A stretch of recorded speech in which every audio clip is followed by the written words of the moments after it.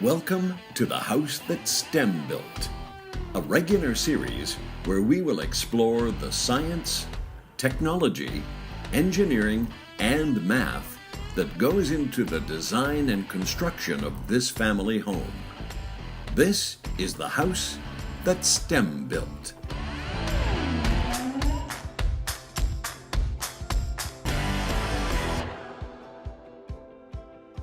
Hello, and welcome to the House That STEM Built. In this video, we will explore the concept of heat transfer and address the specific curriculum outcomes. Compare transmission of heat by conduction, convection, and radiation. Describe how various surfaces absorb radiant heat, and identify science and technology-based careers in your community, all from the Grade 7 Science Unit Heat. Heat is the transfer of thermal energy between objects at different temperatures. Heat always transfers from hot to cold. There are three kinds of heat transfer: conduction, convection, and radiation. Conduction is the transfer of heat through a solid. Convection is the transfer of heat through a liquid or gas. Radiation is the transfer of thermal energy in the form of electromagnetic waves. There are many different forms of electromagnetic radiation.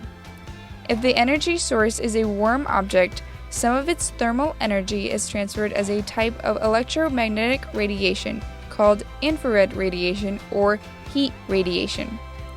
Radiation travels in waves and can be reflected or absorbed by objects. The heat we feel from radiation is infrared electromagnetic waves. Humans sense this as heat.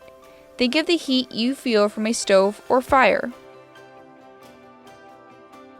When radiation is absorbed by an object, it causes particles to move faster, so they gain thermal energy and become warm.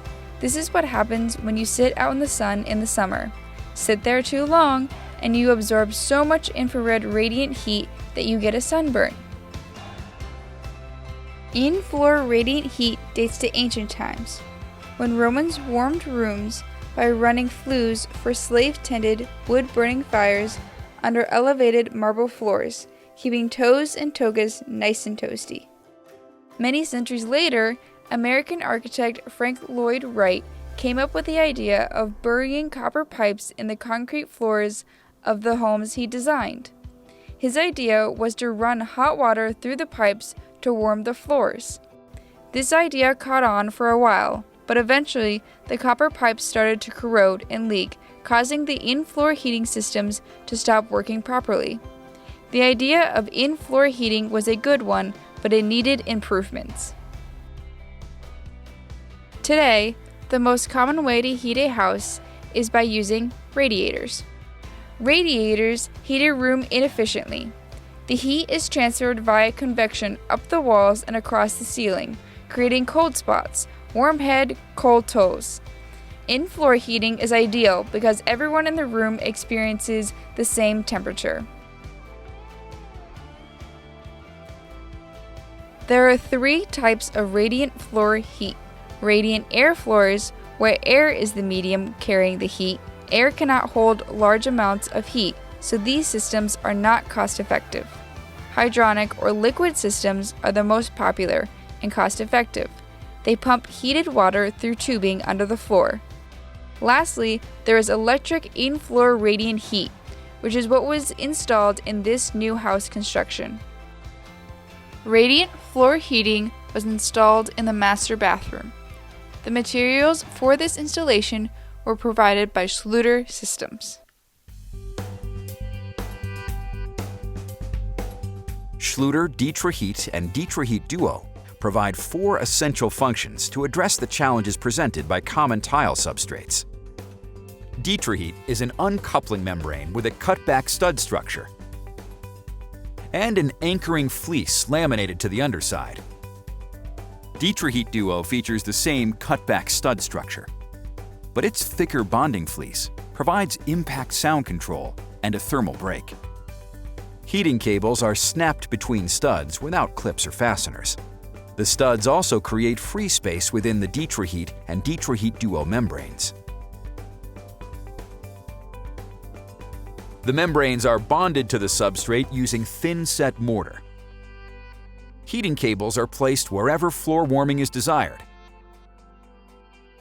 Tile is installed over the membranes using the thin bed method.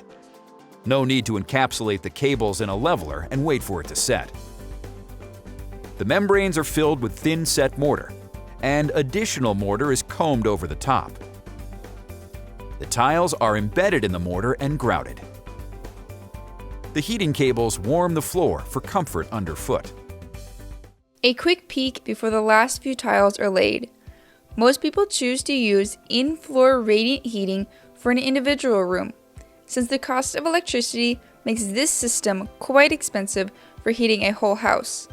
It usually works best with ceramic tile because it conducts heat well.